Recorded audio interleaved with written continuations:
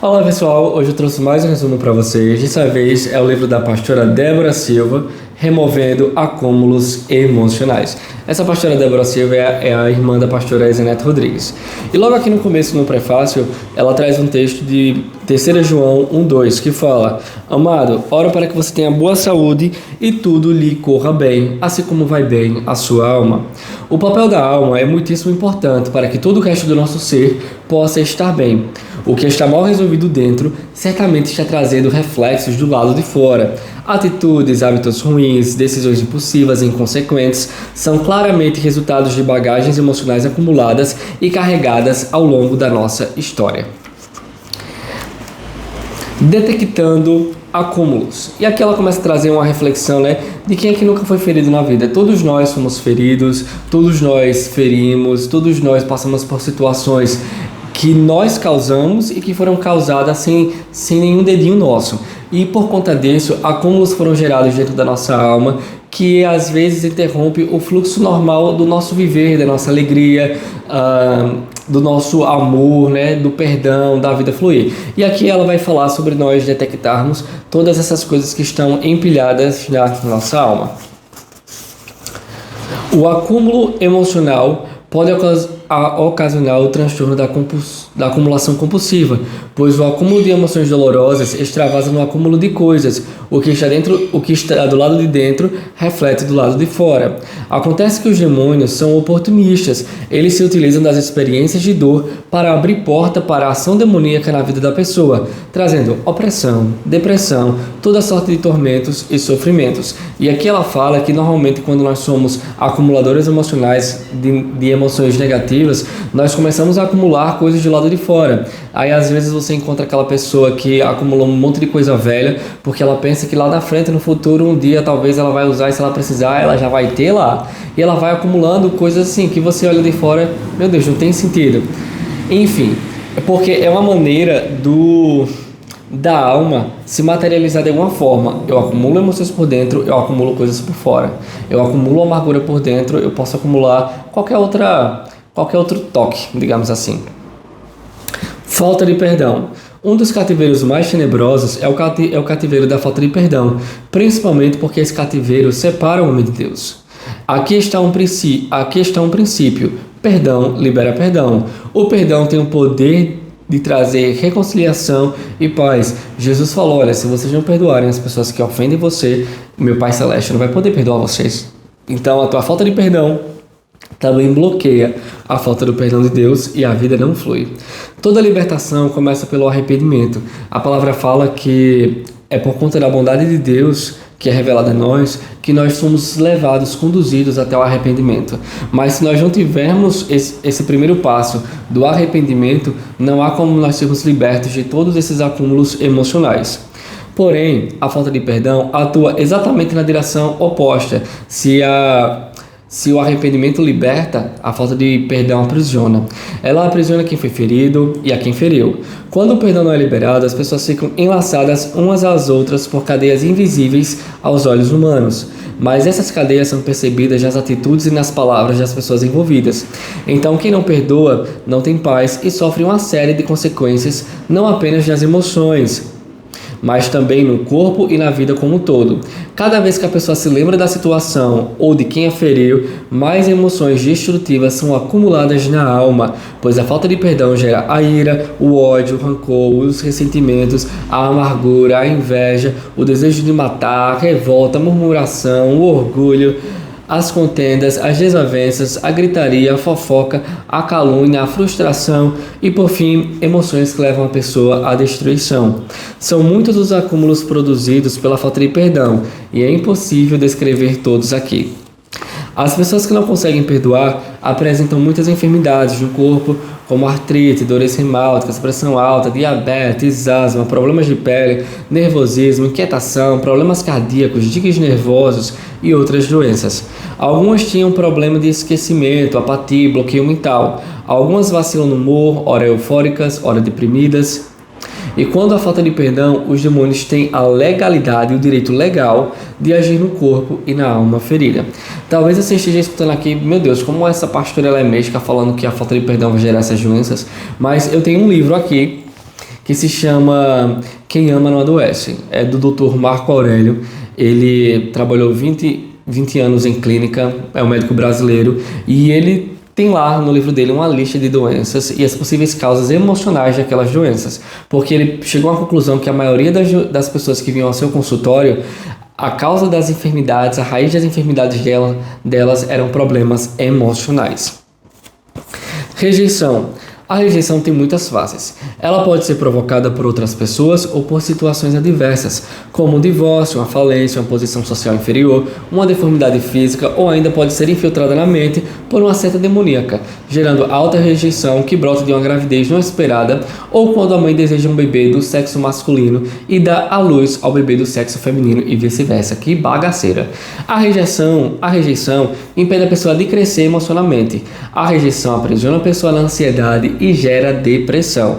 A rejeição mina a fé e lança a pessoa numa gangorra espiritual. Ora está firme, ora está vacilante, ora está lá em cima, ora está lá embaixo.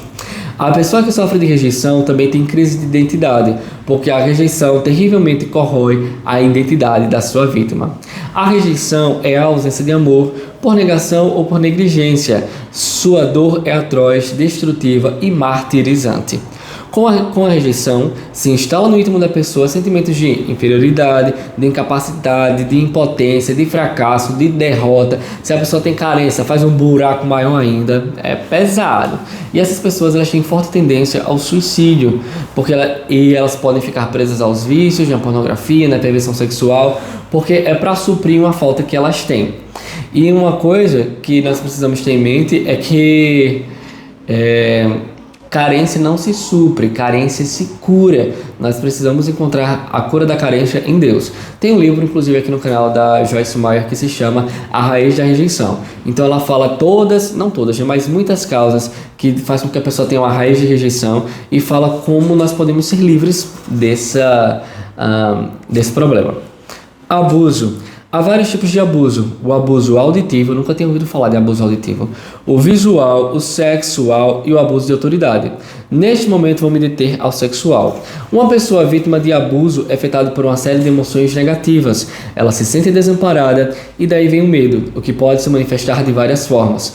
Medo de sofrer, de ser acusada, de engravidar, no caso da mulher, de ser rejeitada, de se relacionar com pessoas, de se casar, do futuro, do escuro e assim por diante. A pessoa também se sente culpada e pode ser atormentada por espíritos acusadores. Ela perde seu valor próprio e, com uma autoestima baixa, tem crise de identidade, podendo adquirir problemas de personalidade, sente-se insegura e, em geral, tem dificuldade de tomar decisões. Pode nutrir um sentimento de amargura e ódio, tem dificuldade de perdoar os outros ou mesmo perdoar a si mesma. E o pior, às vezes culpa a Deus pelo seu infortúnio. Porque uma pessoa que ela é abusada sexualmente, ela entra numa situação tão de vulnerabilidade que tudo que acontece em sua volta que possa lhe afetar 1% é tomado para o lado pessoal, só reafirmando aquela posição de inferioridade que ela já tem. E parece que é um imã, né? Todo abusador sempre encontra com o abusado, porque a alegria do esperto é encontrar o besta. Aí sim, e sobre o abuso auditivo, é quando eu ouvi, né? O abuso auditivo é quando alguém chega para falar coisas pesadas para você, seja de cunho emocional ou sexual, através da fala, entendeu? No intelecto de uma pessoa que sofreu abuso sexual, pode haver esquecimentos e dificuldade de concentração e ou aprendizagem. Na área da vontade, pode ter atitudes de retraimento e rebeldia. Além disso, as portas ficam abertas para vários tipos de doenças. É como se a pessoa estivesse presa numa teia de aranha, quer sair e não consegue.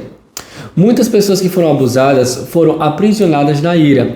A alma estava atulhada de ódio, rancor, ressentimento e desejo de vingança. Suas atitudes eram agressivas e elas desenvolveram um comportamento manipulador e dominador que afastavam quem se aproximava deles. Muitas dessas vítimas de abuso tornaram-se prisioneiras na área do sexo, na pornografia, na masturbação, na prostituição, no adultério e na perversão sexual também. Aí ela fala aqui, a pastora Débora: eu atendi pessoas que foram abusadas e adquiriram um quadro agudo de melancolia, depressão e tendências autodestrutivas. Traumas são decorrentes de acontecimentos que não dependem exatamente da escolha da pessoa, nem sempre um trauma que você tem foi você que gerou esse trauma. Às vezes foi infortúnio da vida, você foi alvo do ataque de alguém e isso gerou um trauma em você, como por exemplo uma pessoa que foi abusada sexualmente. Esse trauma foi causado por outra pessoa. E como os traumas acontecem inesperadamente, a intensidade de carga emocional é incalculável. Qualquer tipo de trauma causa uma fragilidade emocional, o que favorece a entrada e a atividade de demônios na vida de uma pessoa. Espíritos de medo encontram ocasião para atacar nesses momentos traumáticos, resultando em pavores e temores noturnos, insônia, além de crises de ansiedade e pânico. As pessoas que passaram por traumas são oprimidas por um espírito de morte. Elas sentem repetindo a vontade de morrer ou uma tristeza profunda, perdem a alegria de viver. Algumas pessoas passam a sofrer de pânico ou paranoia, têm perdas ou lapsos de memória que podem ser temporários ou permanentes. Outras têm crises intensas de ansiedade com palpitações e alterações nas taxas sanguíneas. Infiltra-se no seu interior um sentimento de inferioridade, de incapacidade e de impotência. E é muito interessante porque muitas pessoas esquecem, porque quando são situações muito traumáticas, o cérebro dá um apagão para que você não sofra tanto. É uma forma de defesa do nosso corpo, do nosso cérebro. Sensacional. Aí ela fala aqui também sobre o acúmulo virtual, que muitas pessoas hoje elas têm esse acúmulo virtual no sentido de eu tenho um Instagram, então eu baseio a minha identidade, eu baseio quem eu sou na quantidade de likes que eu tenho, na quantidade de seguidores que eu tenho.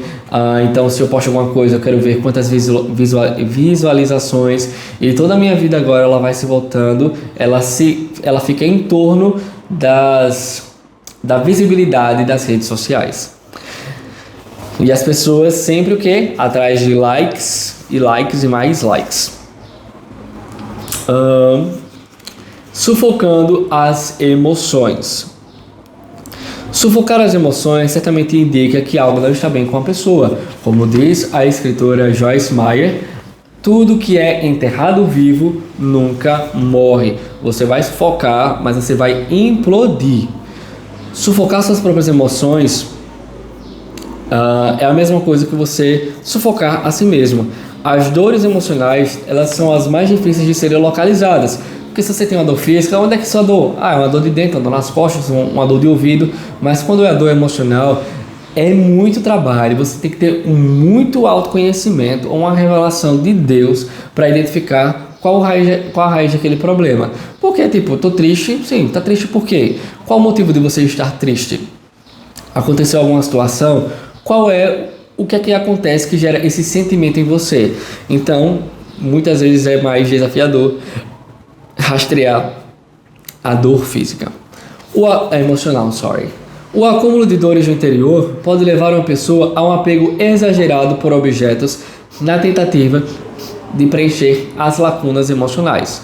Na realidade, elas acumulam por dentro e isso reflete do lado de fora. E aqui nessa parte ela vai falar sobre o testemunho dela, que ela cresceu, num lar, família de pastor, só que aí por um tempo que a mãe dela teve um filho recém-nascido, ela foi morar com a avó e isso gerou uma insegurança nela porque ela se sentia rejeitada, abandonada. Nesse meio tempo ela sofreu um abuso, se eu não me engano, por parte do avô, e isso traumatizou ela tanto na parte física e emocional. E ela começou a gaguejar em público e a desmaiar em público. Ela desmaiava, era a maneira como o corpo dela saía daquela situação. Foi um trauma muito pesado. E ela começou a acumular coisas dentro dela. Coisas que estavam, por exemplo, tanto o trauma que ela sofreu por conta do abuso sexual, ela começou a criar, primeiramente, uma personagem que não existia. Ela queria se mostrar como uma pessoa descolada, uma pessoa querida, uma pessoa amada, só que ela não era nada disso. Ela sofria bullying pra caramba na escola. E ao mesmo tempo, ela começou a colecionar cartas, de pessoas, coisa de escola, que recebia: amiga, eu amo você, gosto de você, sei mais lá o quê. E ela tinha uma caixa cheia dessas cartas Na verdade, ela tinha uma bolsa, uma bolsa vermelha, cheia dessas cartas, que quando ela estava triste, isso já depois de casada, ela lia aquelas cartas para se sentir um pouco amada, sendo que ela revela que algumas daquelas cartas não foram escritas nem para ela, mas era como se fossem moletas para ela sobreviver em meio à depressão e a self-pity party, a festa de autocomiseração. As emoções de uma pessoa afetada pela dor podem desencadear um transtorno de acumulação, cujo padrão emocional se caracteriza por assuntos não resolvidos, excesso de mágoas e tristezas, relacionamentos abusivos, solidão, medo de se aproximar dos outros, falta de intimidade e companhia, necessidade de se defender, proteger, a morte de alguém muito próximo, obsessão, e a lista assim, é infinita.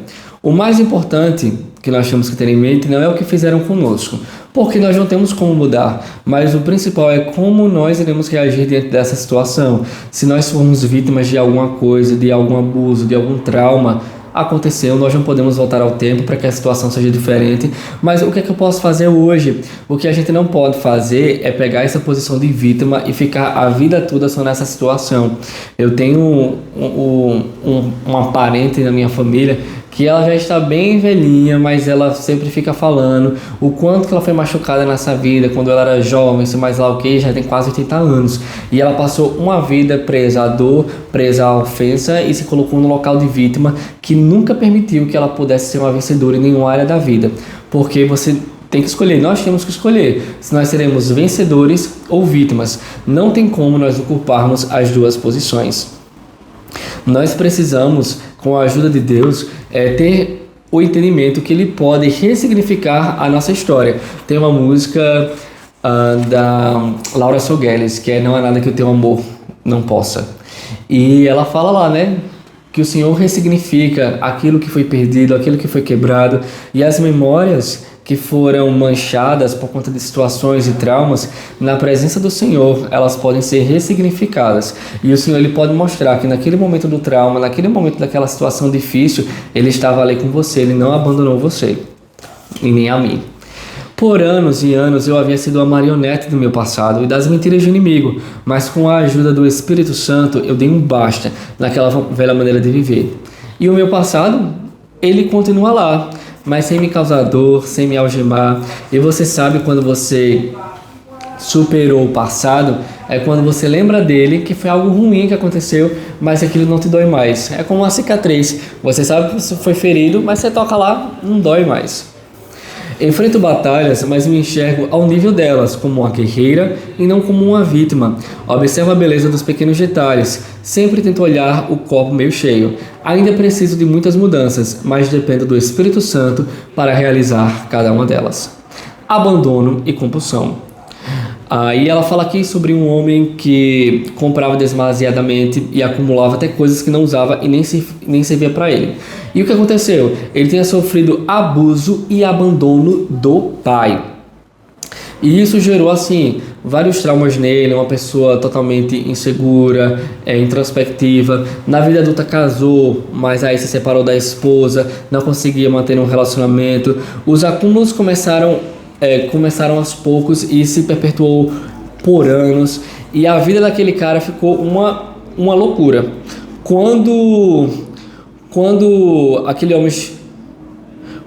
homem morreu, a família foi entrar lá ele tem um quartinho da bagunça, ele colocava lá as coisas que ele acumulava. Quando ele morreu, foi que a família pôde entrar naquele quarto e ver o tanto de coisa de bagaceira que ele tinha guardado. Coisas velhas, coisas novas. E tudo isso, como ele acumulava emoções do lado de dentro, ele acumulou também do lado de fora.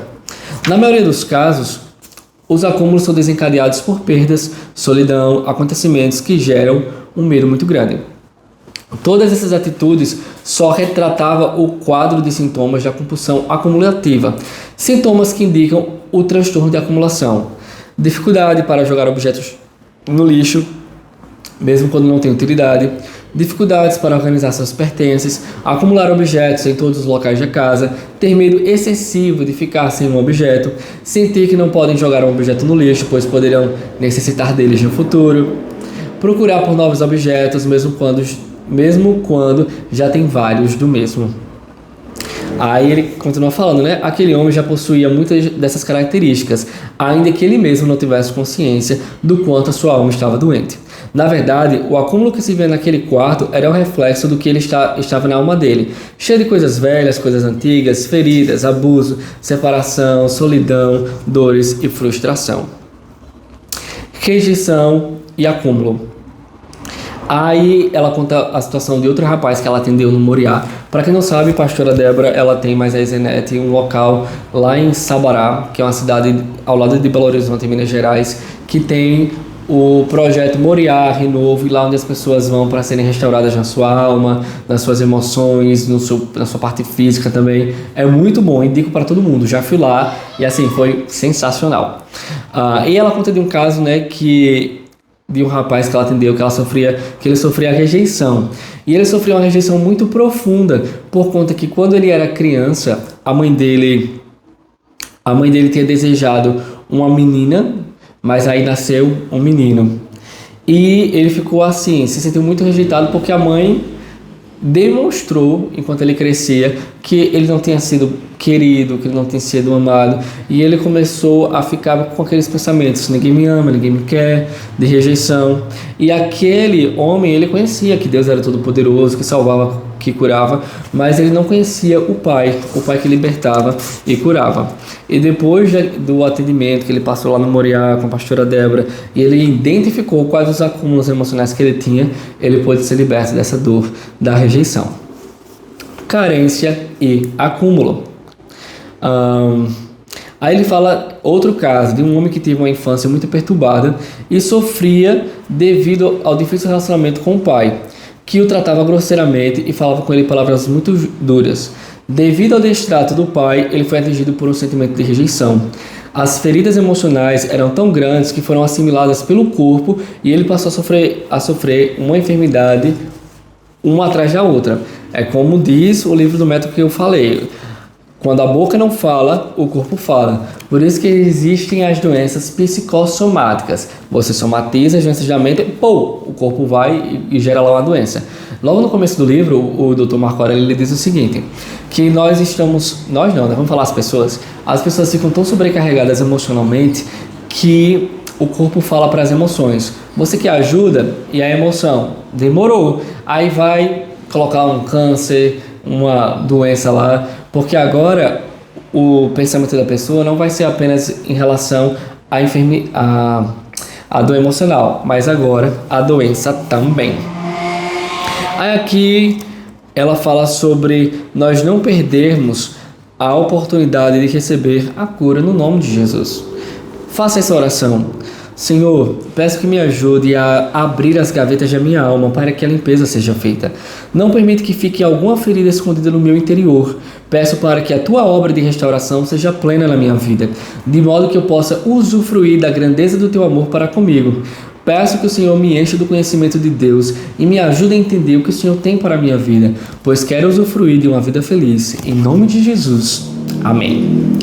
Agora nós vamos aqui as 3 chaves para a mudança. Chave 1. O diálogo. Para evitar críticas de seus familiares e conhecidos, os acumuladores tendem a se isolar, o que se torna ainda pior quando vivem sozinhos em uma casa. Aí ela conta a situação de uma jovem que ela atendeu, que ela ficava trancada o tempo todo dentro de um quarto, não queria sair, não queria estudar, e a mãe desesperada pediu ajuda. E aos poucos a Débora foi lá, e com muito tempo a menina se abriu e falou que ela tinha sido abusada, por isso que ela se fechou. E a primeira chave para uma alma ser curada e liberta é querer compartilhar com, como a gente chama de diálogo. Em Tiago 5,16 fala: confessai as vossas culpas uns para os outros, para que vós sejais curados. Nós precisamos ser curados em todas as áreas da nossa vida, mas para isso é necessário a gente abrir. Nós precisamos, ela fala aqui, de nós procurarmos alguém maduro espiritualmente, que não vá vazar a nossa conversa, que nós tenhamos confiança, para que aquilo não fique escondido, porque todo local escondido do nosso coração, Satanás, ele tem senhorio, ele tem vantagem, porque está escondido lá. Saiba que falar sobre o que nos fere ou nos feriu é o primeiro passo para se ter uma alma liberta e curada. No silêncio, a dor tende a crescer e a se alojar dentro dos espaços vazios da alma. Porém, no diálogo, um jardim nasce e floresce sem sequer dar espaço para a solidão. Não deixe sua alma silenciada. Falar traz alívio. Talvez tudo que você precisa para tirar o peso emocional e o cansaço da sua vida seja um bom diálogo com a pessoa certa. Salmos 32, do 3 ao 7 fala: Enquanto eu mantinha escondidos meus pecados, o meu corpo definhava de tanto gemir. Pois de noite a tua mão pesava sobre mim. As minhas forças foram se esgotando como em tempo de seca. Então reconheci diante de ti o meu pecado e não encobri as minhas culpas. Eu disse: confessarei as minhas transgressões ao Senhor, e tu perdoaste a culpa do meu pecado. Portanto, que todos que são fiéis orem a ti enquanto pode ser encontrado. Quando as muitas águas se levantaram, elas não os atingirão. Não os atingirão. Tu és o meu abrigo, tu me preservarás das angústias e me cercarás de canções de livramento. Tu me cercas com alegres cantos de livramento. Diante do trono, amigo fiel. Esconder-se não resolve nada. Não mascare e nem vele sua dor, pois quando alguém pisar no tapete do seu passado, você sentirá novamente quão horripilante é todo o acúmulo emocional. Além disso, se continuar a guardar o velho, o novo nunca virá. Não se dirige olhando para o retrovisor. É hora de olhar para a frente e viver uma nova revelação. Não adianta anestesiar a dor. É preciso expô-la a Cristo, mostrá-la, tratá-la e abrir mão das defesas que sem querer se consolidaram no seu íntimo. A defesa da vergonha, da grosseria, da hipocrisia, do choro e da timidez. Chave 2. Mudança de mentalidade.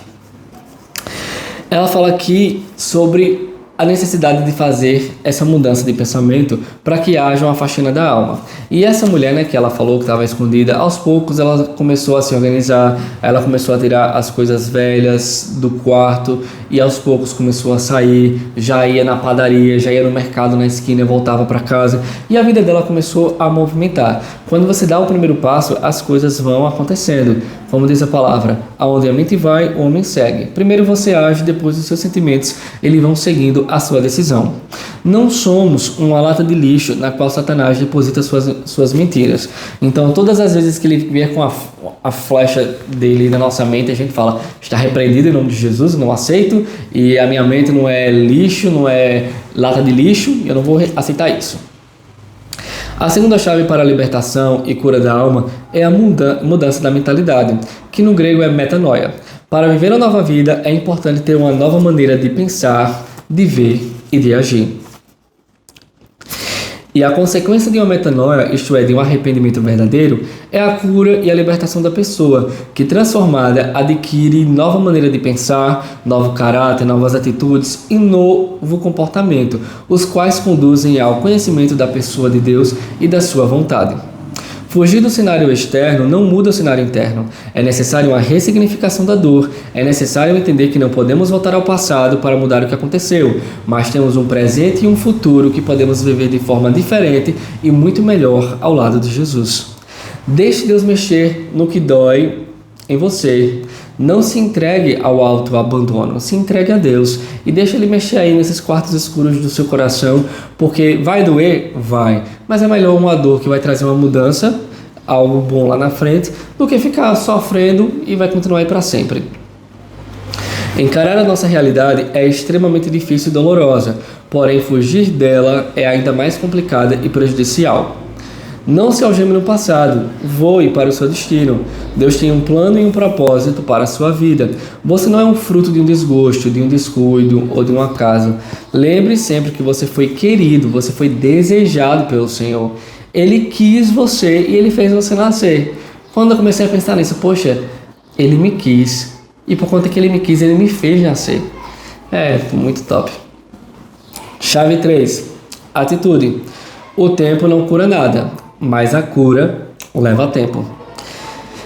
É pesado. Deus sempre nos dá o poder da escolha. Quando Ele chegou para o pessoal lá de Israel, lá em Deuteronômio, Ele disse: olha, eis que eu coloco dentro de vocês a vida e a morte, o bem e o mal, a bênção e a maldição. Vê se vocês escolhem hoje o melhor que eu tenho. Escolhe, pois, a vida. O Senhor tão amoroso, cuidadoso, além de dar as opções, ele ainda dá o bizu para a galera. Façam isso daí. Deus sempre nos dá o poder de decisão.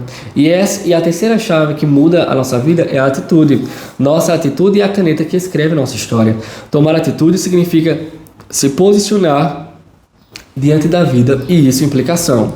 O Senhor Deus me disse: eu instruirei e o ensinarei no caminho que você deve seguir. Eu o aconselharei e eu cuidarei de você. Salmo 32, versículo 8.